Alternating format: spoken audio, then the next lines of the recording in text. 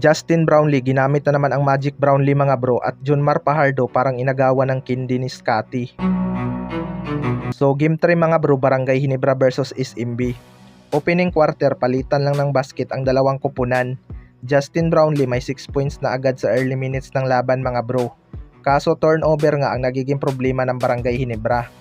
Nagka-injury scare pa si Japit Aguilar pero pinagpag lang naman niya ni Japit. Justin Brownlee naman easily up, akyat na sa 6 points ang kanilang lead sa 3 minutes mark.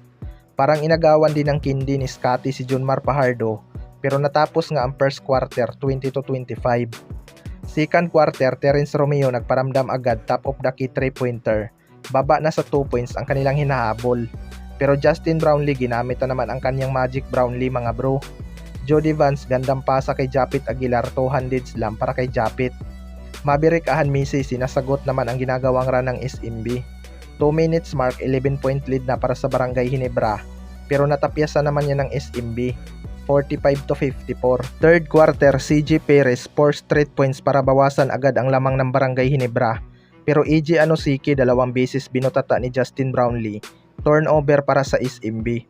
Kaso SMB nagmassive run nga mga bro, 6 minutes mark. Lamang na ang SMB dahil sa end 1 play ni EJ Anosike. Sinundan pa niya ng isang wing 3-pointer at end 1 play ni Junmar Fajardo. 7-point lead na para sa SMB. Biglang collapse nga ang scoring ng Barangay Ginebra mga bro. Mabuti na lang nandyan si Justin Brownlee. Fourth and final quarter, kailangan ngang maging aggressive ng Barangay Ginebra hanggang dulo. Sa kabilang banda naman mga bro, Coach Timcon ayaw nang maulit. Matapos nga ang nakakakabang laban sa Game 2 mga bro, may mga napansin nga ang mga fans kaya natalo ang Barangay Ginebra sa overtime. Inilabas nga ni Coach Timcon itong si Maverick Ahanmisi, ang silent contributor ng Barangay Ginebra. Maganda nga ang naging performance ni Maverick Ahanmisi sa laban na yon. At siya nga ang dahilan kaya nadala ng Barangay Ginebra sa overtime ang laban dahil sa kanyang crucial free throw.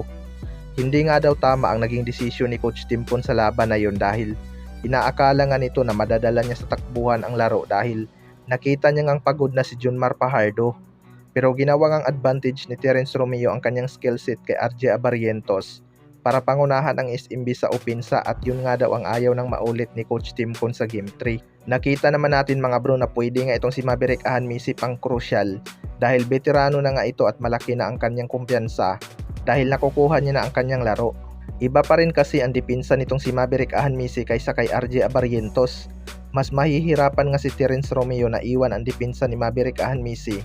Kaya naman gusto ni Coach Timcon na bigyan ulit ng mahabang minuto si Maverick Ahanmisi. Hindi nga masyadong umi-score itong si Maverick Ahanmisi mga bro, pero halos crucial naman ang kanyang mga binibitawang puntos. Kaya gusto nga ni Coach Timcon bumawi sa kanya. Maganda pa rin naman ang naipakita ni RJ Abarrientos. Kayo mga bro, ano masasabi nyo tungkol dito?